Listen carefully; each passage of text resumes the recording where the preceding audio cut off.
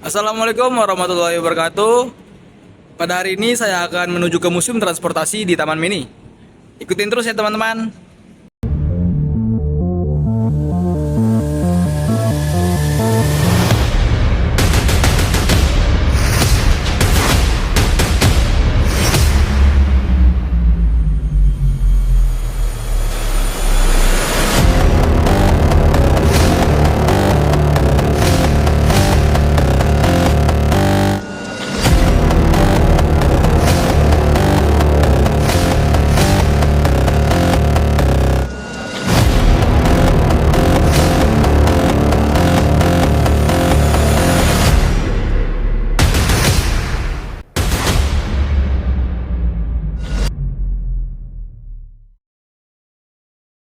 Aksesibilitas.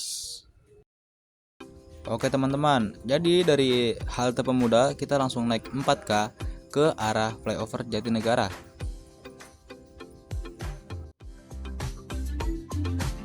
Nah, setelah sampai di halte Jatinegara, kita langsung naik 10 ke arah Cawang Sentral.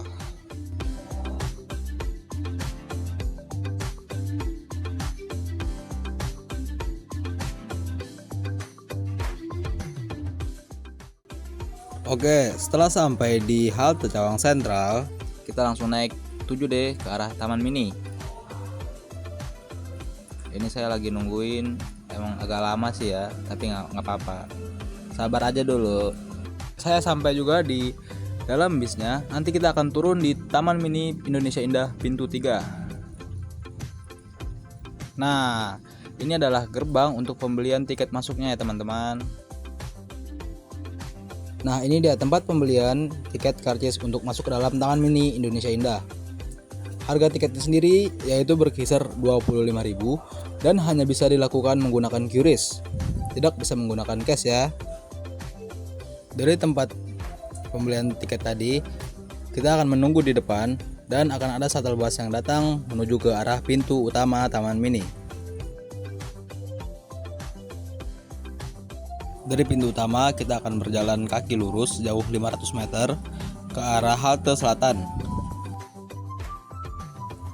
Nanti di situ akan ada lagi shuttle bus yang menuju ke arah selatan menuju ke Museum Transportasi.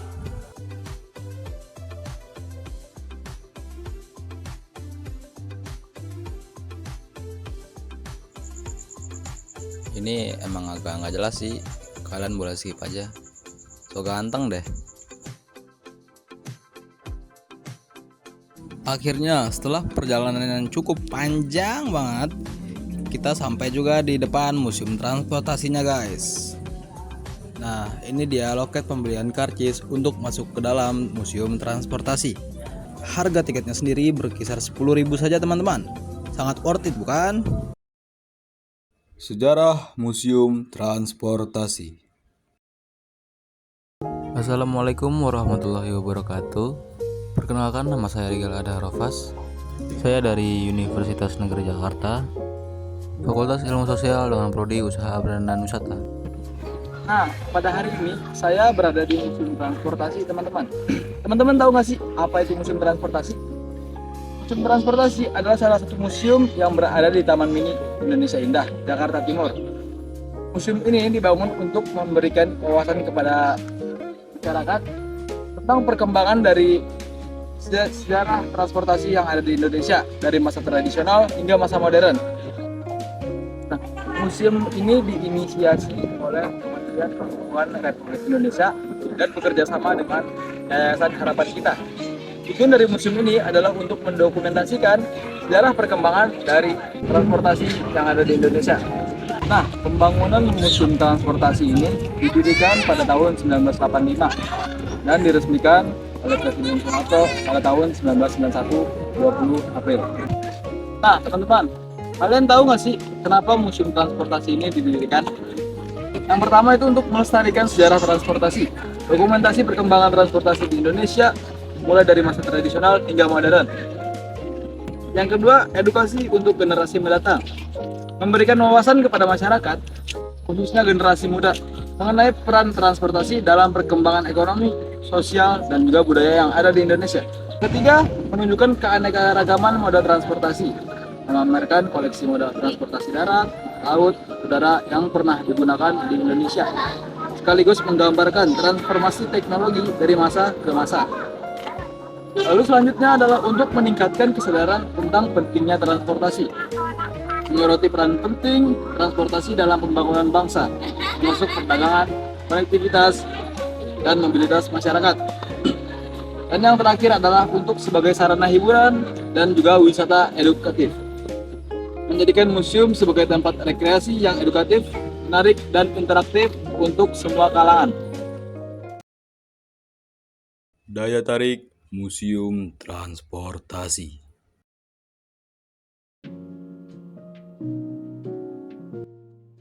Anjuran luhur di Museum Transportasi adalah area utama yang memberikan informasi dan representasi dari sejarah transportasi secara menyeluruh.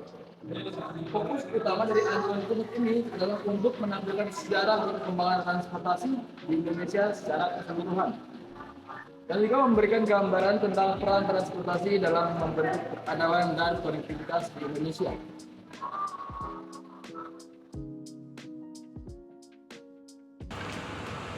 Oke teman-teman, yang selanjutnya adalah delman. Delman pertama kali muncul di Sukabumi, Jawa Barat pada masa zaman kolonial Belanda. Delman ini sering digunakan oleh masyarakat lokal untuk bepergian dari satu tempat ke tempat lain.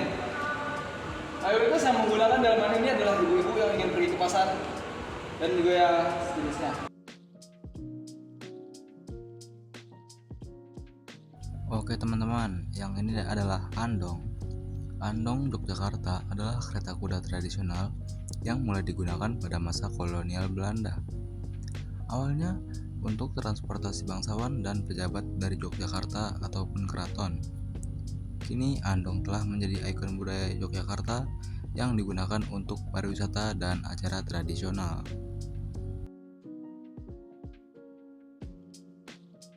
Selanjutnya adalah becak.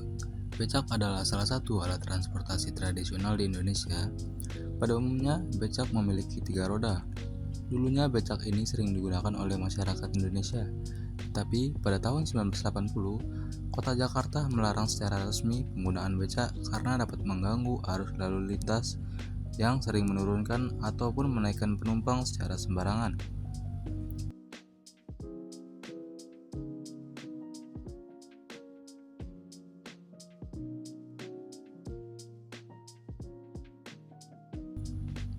Becak Medan ini berbeda daripada becak yang biasanya yang dikayuh secara manual. Becak ini dibuat dengan cara memodifikasi motor dengan cara menambahkan tempat duduk di sampingnya. Becak ini menjadi ikon transportasi yang unik di Medan, meski sekarang keberadaannya sudah jarang karena modernisasi.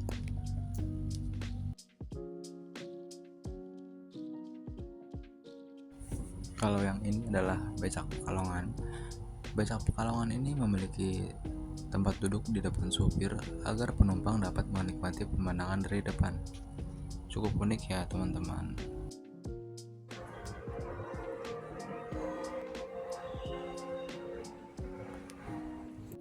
BMO atau becak motor diperkenalkan di Indonesia pada 1960-an dari Jepang sebagai transportasi murah di kota-kota besar. Dengan 3 roda, BMO cocok untuk jalan sempit dan populer hingga akhir abad ke-20.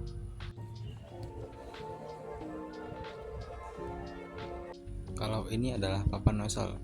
Papan nozzle adalah papan penukar telepon yang berfungsi untuk memindahkan saluran telepon stasiun ke stasiun yang lainnya. Sepeda ontel, sepeda yang muncul pada awal abad ke-20. Sepeda ini digunakan oleh masyarakat sehari-hari untuk menjalani aktivitas. Sepeda ini sangatlah efektif di kota-kota besar pada zaman dulu yang jalannya tidak seluas sekarang. Meskipun zaman sudah berubah, tapi masih banyak orang yang menyimpan sepeda ontel ini untuk dikoleksi. Oke teman-teman, selanjutnya kita akan langsung cabut ke anjungan udara ya teman-teman. Anjungan udara adalah salah satu bagian dari koleksi yang menampilkan sejarah dan perkembangan transportasi udara di Indonesia. Nah, anjungan ini berfungsi untuk memberikan edukasi kepada pengunjung mengenai pesawat terbang, teknologi penerbangan, serta pentingnya transportasi udara dalam kehidupan modern. Di dalam anjungan ini, kita dapat melihat berbagai jenis pesawat yang dipajang, mulai dari yang kecil hingga yang lebih besar. Koleksi tidak hanya mencakup pesawat komersial, tapi juga ada pesawat militer dan model pesawat yang pernah digunakan di Indonesia. Pesawat latih Air Tour TJ-24. Pesawat ini digunakan sebagai sarana latihan terbang para taruna jurusan penerbang di pendidikan latihan penerbangan. Pesawat ini pertama kali digunakan oleh wanita yang berasal dari Indonesia yang bernama Indah Yuliani. Nah, yang ini adalah replika dari pesawat Garuda Indonesia, teman-teman.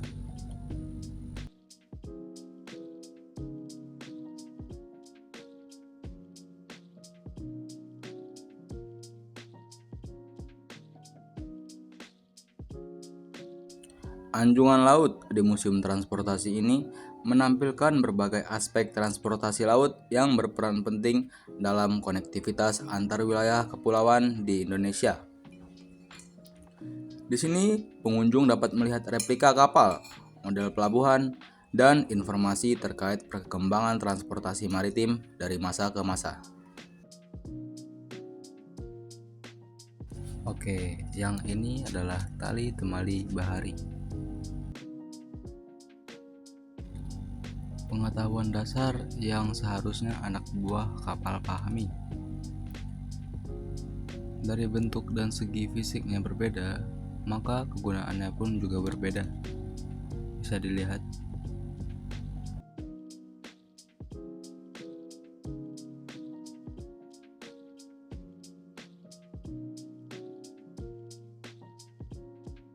Nah, yang ini adalah miniatur dari kapal kargo Jayakarta.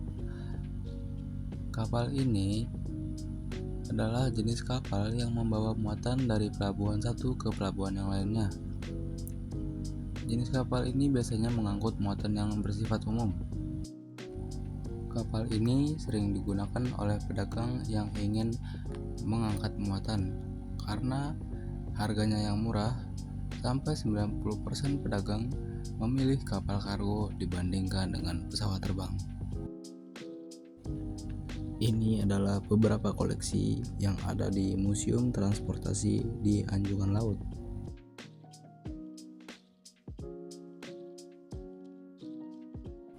Di Anjungan Daratnya sendiri terdapat banyak koleksi seperti motor, Vespa, dan sejenisnya. Taksi 4848 Holden Premier. Taksi ini muncul di Jakarta pada 1970-an. Dikenal sebagai pelopor taksi modern dengan layanan premium. Menggunakan mobil Holden Premier asal Australia, taksi ini menjadi ikon transportasi kota sebelum akhirnya tergantikan oleh armada yang lebih baru di era 1980-an. Patung ini melambangkan transportasi tradisional seperti delman atau andong yang menggunakan kuda sebagai moda penggeraknya. Patung ini juga menggambarkan kuda dalam posisi berdiri gagah, memberikan kesan kekuatan dan semangat perjalanan di masa lalu. Amenitas yang ada di Museum Transportasi. Nah, selanjutnya amenitas yang ada di Museum Transportasi, di sini ada kantin. Kalian bisa lihat banyak banget makanan-makanan yang ada di sini.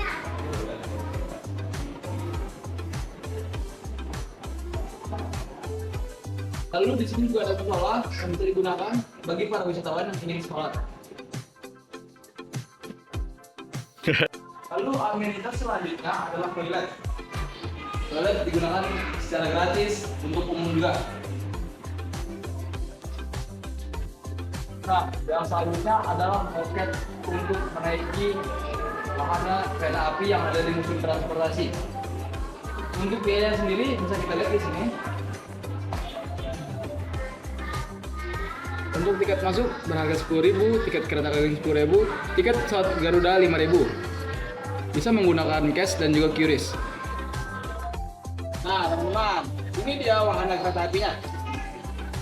Kalian bisa menaiki wahana kereta api ini hanya di hari Sabtu dan Minggu saja, tapi kereta api ini bisa kalian gunakan untuk berkeliling museum transportasi teman-teman. Ancillary Museum Transportasi. Nah, untuk ancillary sendiri, museum transportasi ini dikelola oleh Kementerian Perhubungan Republik Indonesia yang bekerja sama dengan Yayasan Harapan Kita. Cuplikan wawancara dengan pengelola Museum Transportasi. Assalamualaikum warahmatullahi wabarakatuh. Perkenalkan, nama saya Rigal Adarofas. Saya dari Universitas Negeri Jakarta. Pada hari ini saya akan mewawancarai Bapak Bapak Rizky dengan jabatan sebagai Bapak di Museum Transportasi. Kebetulan salah satu pegawai. Ya udah, tanpa berlama-lama kita langsung aja masuk ke pertanyaan Pak. Baik. Pertanyaan yang pertama nih Pak, apa sih tantangan terbesar dalam mengelola tim yang beragam, kayak dari rasnya atau sukunya atau agamanya gitu? Baik, ya sebetulnya sih nggak ada tantangan yang seperti itu ya, karena kita kan punya dasar negara juga Pancasila yang mana beragam suku, etnis, ras, agama ya kan. Tentunya hal tersebut sudah menjadi bagian dari identitas negara kita gitu ya Mas ya. Betul Pak. Nah, apalagi di Museum Transportasi kebetulan juga dikelola oleh Kementerian Perhubungan yang mana salah satu lembaga pemerintahan. Jadi memang ya gimana caranya kita yang mayoritas harus memiliki toleransi setinggi-tingginya terhadap yang minoritas itu sih. Berarti toleransi di sini cukup tinggi lah ya Pak. Lanjut kita ke pertanyaan yang kedua ya Pak. Ya. Bagaimana sih perusahaan Bapak mendorong budaya inovasi di antara karyawannya gitu? Mendorong budaya inovasi. Ya. Jadi kalau di kami begitu ya, apalagi kami ini kan ada di dunia pariwisata yang mana seiring berjalannya waktu, berkembangnya teknologi, kita harus terus upgrade kan. Ya tentunya dari pemerintah sendiri sih selalu ada iklan-iklan atau jadi SDM-nya ini di sekolahkan lagi lah intinya gitu ya. Yang mana tujuannya bisa nambah ilmu, nambah wawasan, yang mana harapannya bisa memberikan inovasi yang lebih buat museum gitu sih. Oke Pak, kita lanjut ke pertanyaan yang ketiga Pak. Ya. Bagaimana sih proses perencanaan strategis dilakukan di organisasi Bapak untuk memastikan tujuan tercapai? Kalau di pemerintah ya yang saya tahu, jadi kita tuh punya yang namanya Renstra. Renstra itu dia berjangka 5 tahun ke depan, jangka pendek, jangka menengah sampai jangka panjang. Tadi gimana pertanyaannya? Bagaimana proses perencanaan strategis dilakukan di organisasi Bapak untuk memastikan tujuannya bisa tercapai? Oh baik, berarti orientasinya tujuan tercapai ya. Betul. Baik, kita ada Renstra yang mana Renstra itu sampai 5 tahun ke depan. Tentunya Renstra ini juga harus kita sesuaikan dengan kebutuhan dari museumnya sendiri serta perubahan dari tren si pengunjungnya gitu ya. Karena kan kita ada di lingkungan pariwisata yang mana melayani umum ya Mas ya, melayani umum, tidak seperti di pemerintahan pada umumnya yang melayani masyarakat di bidang pelayanan publik. Ini memang sama-sama pelayanan publik tapi kan kita dituntut untuk tetap bagus, terlihat bagus, pelayanannya oke gitu kan. Terus apalagi ini museum juga kan, museum sendiri kan harusnya punya materi atau bisa menjadi pusat informasi di dunia transportasi tentunya itu sih. Jadi untuk mencapai sebuah tujuan itu ya tentunya ya kita sendiri pertama dari ide kita kumpulin ide dari teman-teman museum ini, ikut masukan juga dari pengunjung gitu ya. Terus kita juga lihat perkembangan di dunia transportasi yang mana yang bisa kita jadikan konten atau materi di museum ini, supaya karena salah satu misinya museum tuh ya menjadi pusat informasi di bidang transportasi gitu, karena kebetulan juga itu sih. Lanjut ya Pak. Apa struktur organisasi dari museum ini? baik. Museum Transportasi ini museum milik Kementerian Perhubungan yang saat ini dikelola oleh Sekolah Tinggi Transportasi Darat. Mas tahu nggak? Nggak tahu ya. Jadi Sekolah Transportasi Darat ini sekolah kedinasan di lingkungan Kementerian Perhubungan. Kan ada banyak ya sekolah kedinasan di lingkungan Kementerian Perhubungan, itu ada banyak. Salah satunya STPD yang prodinya tentang transportasi darat dan kereta api, isi prodinya. Museum ini dikepalai sama kepala unit namanya. Kepala unit itu ya selaku kepala museum, ya di bawahnya ada beberapa bagian gitu. Salah satunya ada edukasi, koleksi, ada tata pamer, ada tata usaha pastinya kan ada juga, pegawaian, ada juga yang bagian sarana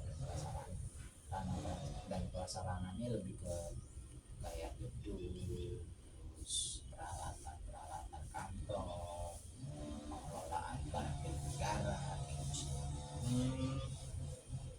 Pertanyaan selanjutnya Bang, strategi apa yang digunakan untuk meningkatkan motivasi karyawan di tempat kerja?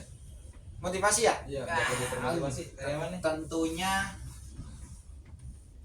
harus ada reward lah buat pegawai yang memang punya inovasi dan hasil gitu. Dan untuk yang bisa dibilang kurang ya harus ada punishment juga gitu ya. Nah tapi di samping itu juga kita harus adil juga tentang penetapan beban kerja dia. Jangan sampai beban kerja pegawai ini menyita waktu dia untuk kehidupan sosialnya. Namanya seorang manusia kan makhluk sosial ya, punya keluarga, punya teman, dia juga butuh kehidupan sosial itu ya. Jangan sampai beban kerja dia sampai menyita itu sih. Baik Pak, terima kasih Pak. Nah, selanjutnya sih Pak, ada nggak sih hambatan komunikasi, dan jika memang ada hambatannya itu solusinya gimana? Ada sih, kalau hambatan komunikasi kayaknya nggak ada sih. Nah, kita selalu terbuka sih antar bagian antar pegawai. Kalau ada hal yang harus dikomunikasikan, kita akan komunikasikan. Baik teman-teman semuanya, sepertinya segitu aja pertanyaan wawancara saya dengan Pak Rizky. Terima kasih buat semuanya yang telah menonton wawancara ini. Assalamualaikum warahmatullahi wabarakatuh. Baiklah teman-teman, mungkin segitu saja perjalanan saya di Museum Transportasi. Terima kasih buat yang sudah menonton. Jangan lupa di like dan subscribe. See you.